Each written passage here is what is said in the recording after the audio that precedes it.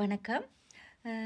நாம் மனிதராக பிறந்திருக்கிறது இந்த ஒரு பிறவி மட்டும்தான். இன்னொரு பிறவி நமக்கு இருக்குமா இல்லையான்னு கூட நமக்கு தெரியாது. அப்படி இருக்கிறப்போ இந்த பிறவியில் எனக்கு ஏன் இவ்வளோ கஷ்டம், எனக்கு ஏன் இந்த சோதனை, கடவுள் ஏன் என்னை சோதிக்கிறாரு, நான் என்ன பாவம் செஞ்சேன் எனக்கு என் குழந்தை இப்படி பிறக்கிறதுக்கு, நான் எந்த இடத்துல தவறு செஞ்சேன் அப்படின்னு நம்ம ஒரு காலகட்டத்தில் யோசிப்போம். நம்ம குழந்தைக்கு ஏதோ ஒரு பிரச்சனை இருக்குது, ஏதோ ஒரு குறை இருக்கிற நேரம் நம்ம யோசிப்போம். ஒரு அம்மாவா ஒரு பெற்றோராக நமக்கு அந்த தவிப்பு இருக்கும், அந்த யோசனை இருக்கும். நான் அதை தவறுன்னு சொல்லலை.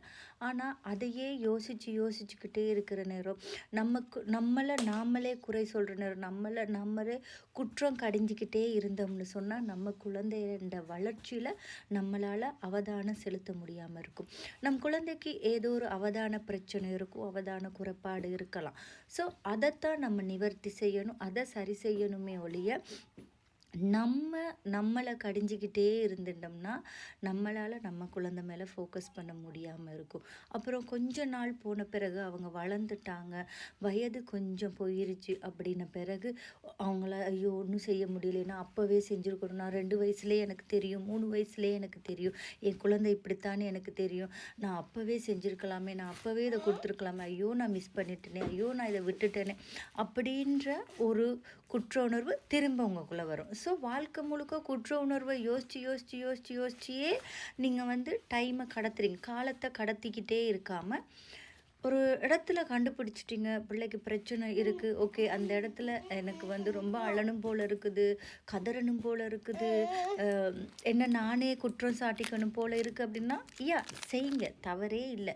செஞ்சுட்டு உடனே உங்களோட கண்களை தொடச்சிட்டு நீங்கள் உங்கள் குழந்தைக்காக நீங்கள் வேலை செய்ய ஆரம்பிக்கணும். உங்கள் குழந்தைக்காக நீங்கள் உங்கள் அவதானத்தை உங்கள் குழந்தை மேலே செலுத்தினால் மட்டுமே உங்கள் குழந்தை முன்னேறும்.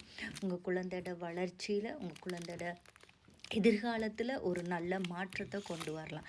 தயவு செய்து பெற்றோர்கள், முக்கியமாக அம்மாக்கள் உங்களை குற்றம் கடிகிறத கொஞ்சம் குறைச்சிக்கோங்க. கொஞ்சம் இல்லை, குற்றம் கடிய வேண்டிய அவசியம் இல்லை, நீங்கள் இதுக்கு பொறுப்பு இல்லை, சரியா? எந்த ஒரு தாயும் தன் குழந்தை இப்படி ஆகணும், இப்படி ஆவாங்க, இப்படி மாறிடுவாங்க, அவங்களுக்கு இந்த ஒரு நிலைமை வரும்னு செய்ய மாட்டாங்க. அப்படி இருக்கிறப்போ அது ஏதோ ஒரு தவறுதல், எந்த இடத்துல என்ன நடந்துச்சுன்னு அதை நம்ம தேடாமல் என்ன பிரச்சனை இருக்கோ அந்த பிரச்சனைக்கான தீர்வை சந்திப்போம், தீர்வை தேடி நம்ம குழந்தைகளோட எதிர்காலத்துக்காக நம்ம பல பயிற்சிகளையோ பல நிபுணர்களையும் பார்த்து நம்ம முயற்சியை தொடருவோம்.